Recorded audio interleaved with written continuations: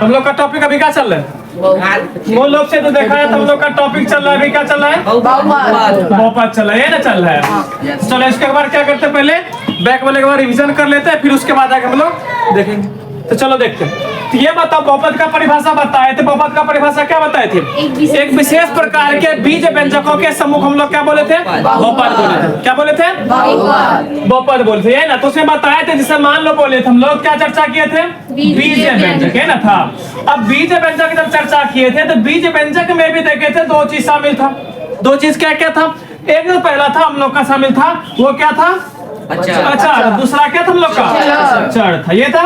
चलो अचार के बारे में क्या देखे थे? जिसका मान हमेशा क्या होता है? कभी नहीं बदलता, मतलब स्थिर रहता, मतलब कभी बदलता नहीं है। तो उसको हम लोग क्या बोले थे? अचार के अंदर क्या क्या देखे थे हम लोग? 1 2 3 4।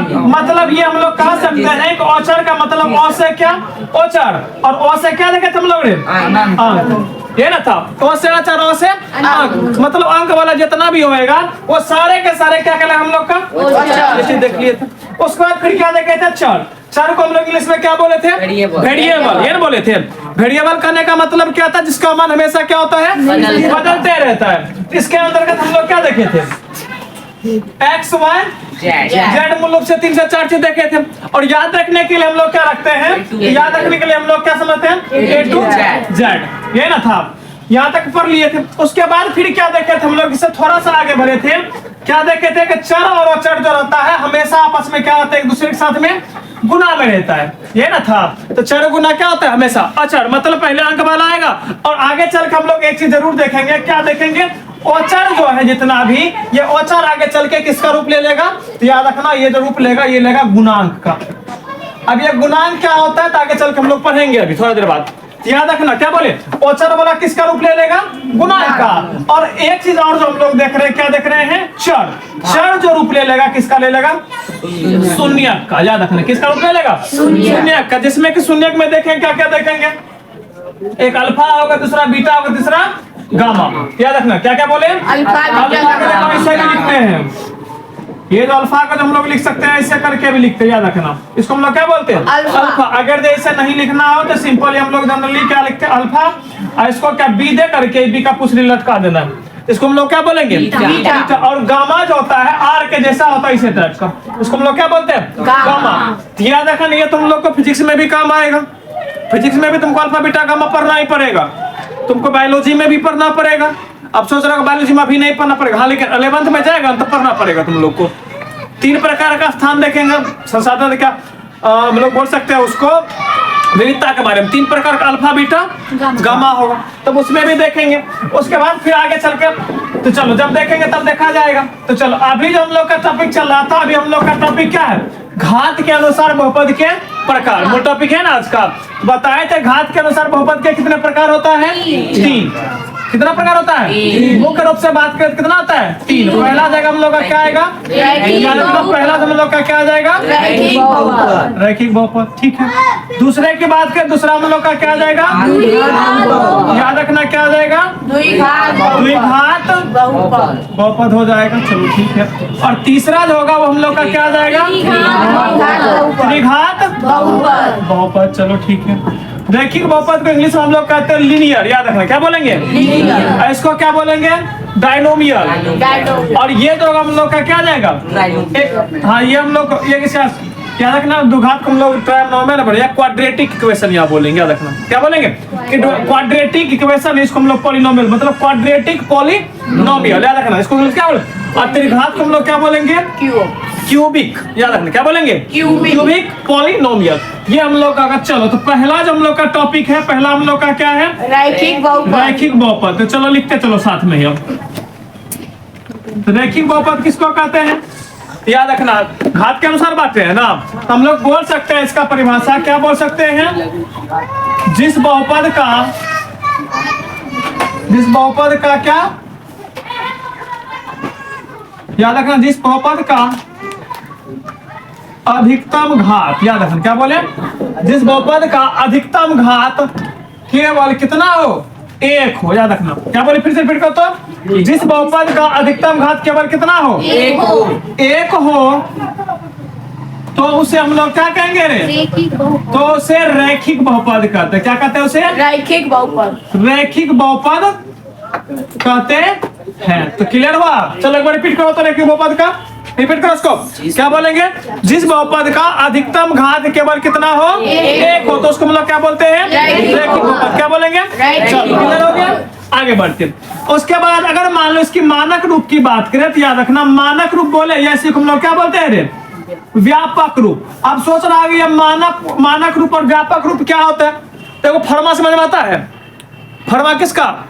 मूर्ति बनाने वाला के देखने को मूर्ति वाला रहता है ना, मूर्ति के दम कादो थोप दो, उधर से निकाल लो, मूर्ति निकलता है पूरा फर्मा टाइप का। हाँ, तो वही याद रखना है। ये जो है अभी जो लिखने वाले हैं, तो क्या लिखने वाले इसका मानक रूप याद रखना, ए एक्स प्लस क्या आता है? बी।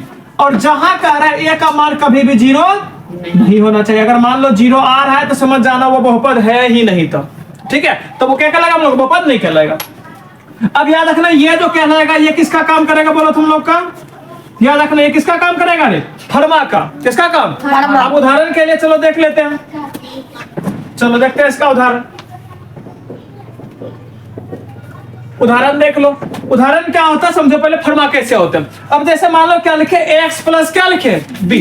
मतलब ये कि याद रखना, कभी भी मानक रूप किसी का भी लिखा था तो एक फर्मा के रूप में लिखाएगा। सबसे पहले बात क्लियर हो गया। अब कैसे होगा जैसे उदाहरण के तौर पर देख लेते हैं। चलो बताना बंद करो थोड़ा देर, पहले देख लो इसको। अब जैसे मान लो कि x प्लस क्या लिखे हैं?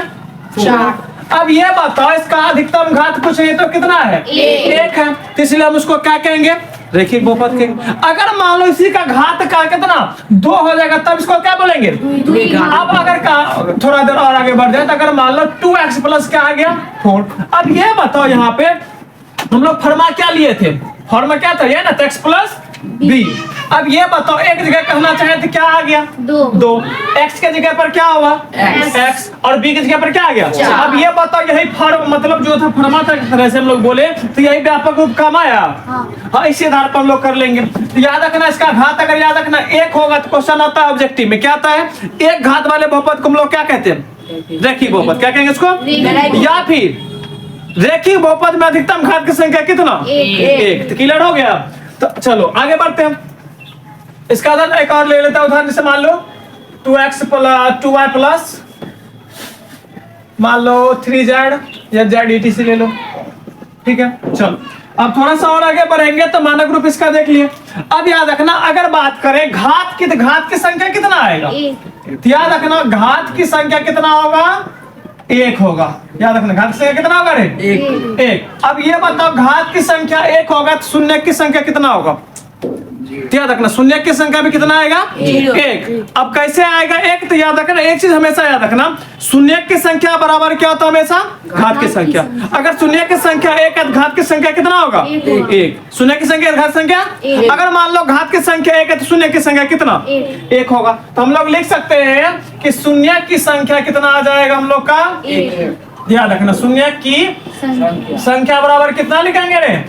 1 लिखेंगे। तो और एक चीज हम लोग लिख लेते हैं, क्या लिख लेते हैं? याद रखना हमेशा काम आएगा। घात की संख्या बराबर शून्य। संख्या बराबर क्या होता है? शून्य की संख्या। मतलब ये कि याद रखना घात की संख्या जितना होगा उतना ही शून्य की संख्या होगा। ये दोनों आपस में क्या होते हैं? बराबर होते हैं। अब ये बताओ शून्य कौन सा होगा? पहले पता हम लोग को पहले ही पता है। क्या पता? शून्य 3 प्रकार है। 3 शून्य के मतलब से अभी चैप्टर में देखने वाले 3 शून्य देखने वाले, एक अल्फा, दूसरा बीटा, तीसरा क्या देखेंगे? गामा। यही ना है? तो चलो, तो ये हम लोग का 1 शून्य के इसका मतलब स्टार्ट कहां से होगा? अल्फा से। तो चलो क्लियर हो गया आप। अब ये हम लोग का मानक रूप था, ये हम लोग का क्या हाथ। एक क्वेश्चन और आता है ऑब्जेक्टिव में। क्या आता है ऑब्जेक्टिव में? क्वेश्चन जो तुम लोगों को ग्राफ दी है पीडीएफ, उसमें भी लिखा हुआ है, लेकिन इसको इसलिए करवा रहे हैं ताकि तुम लोग को क्या हो, याद हो जाए। ठीक है, चलो तो आगे देख लेते हैं। अगर मान लो आलेख, क्या बोले? आलेख या इसी को हम लोग क्या बोलते हैं? ग्राफ। याद रखना क्या बोलेंगे? आलेख या ग्राफ। अब क्वेश्चन आता है कि रैखिक बहुपद का आलेख कैसा आएगा? तो आलेख बहुपद का आलेख कैसा होगा? तो याद रखना हमेशा जब भी होगा तो वो क्या होगा? सीधी या कैसा होगा रे? सरल रेखा में, याद रखना। सीधी कैसा होगा? सरल होगा, याद रखना, सरल रेखा में होगा। अब सोच रहा कैसे, जैसे मान उदाहरण के तौर पे ये देख लिए ना, इसका जब भी ग्राफ आएगा ना, तो ये कौन सा एक्सिस है? एक्स, ये एक्स डैश, ये वाई डैश, ये ना। अब याद रखना कभी ऐसे होगा तो इसका मतलब ये समझ जाना है कि कौन सा है, कौन सा रैखिक ही। अब उदाहरण के तौर पे जैसे मान लो 2x प्लस क्या है, मान लो कि x पर x प्लस 4 बराबर 0। अब कहेंगे इसका ग्राफ खींचिए, तो कैसे खींचेंगे? प्लस उधर जाएगा तो मतलब x का मान क्या लेंगे? 4। x का मान क्या लेंगे? -4। y का मान क्या लेंगे? इसका मतलब -4 इधर ही कहीं ना कहीं होगा, ये ना होगा। y का मान तो 0 तक है, इसका मतलब यहाँ मान लो 4 है, तो इसका मतलब ये ना होगा, खिंचाएगा सीधा सीधे। इसका मतलब ये नहीं, दोनों का यहाँ है, उसके बाद ये इधर आया, ये इधर से गया, तो इसका मतलब ये यहाँ पर आ जाएगा। तो हम लोग कह सकते हैं कि इसका ग्राफ जो होगा हमेशा कैसा होगा? एक सरल रेखा या सीधी रेखा में होगा। तो चलो क्लियर हो गया। चलो इसके बाद को उतारो, उसके बाद फिर आगे देखते हैं।